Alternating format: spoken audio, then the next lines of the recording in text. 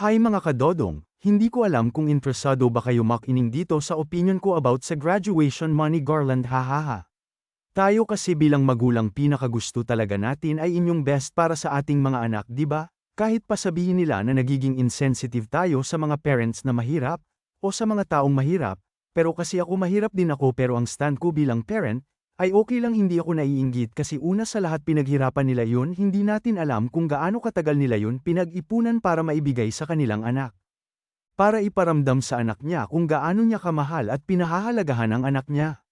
Kung ako naman yung estudyante tas mahirap lang din kami hindi paring ako maiinggit kasi instead i-take ko yun as an inspiration iisipin ko at gawing motivation na sana balang araw magkaroon din ako ng ganyang kadaming pera kaya magsisikap ako ng sobrob sa pag-aaral.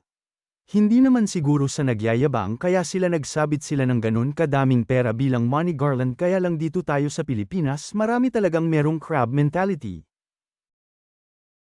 Bawal kang yumaman kasi magagalit sila dahil ikaw ay nakakaangat ha.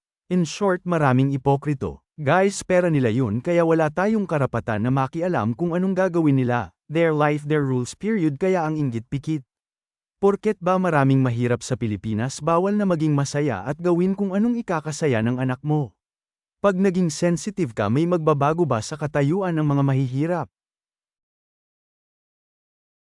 Sa buhay pag di ka nagsikap ang mahiraw ay mananatiling mahirap at ang mayaman ay lalong yayaman dahil nagsisikap sila. Gawin po nating motivation yung mga bagay na nakikita natin para mapaunlad ang buhay natin. No hate po just spread love. Maging masaya na lang din po kayo sa kasiyahan ng iba be sensitive din po sa feelings nh mga gustong sumaya.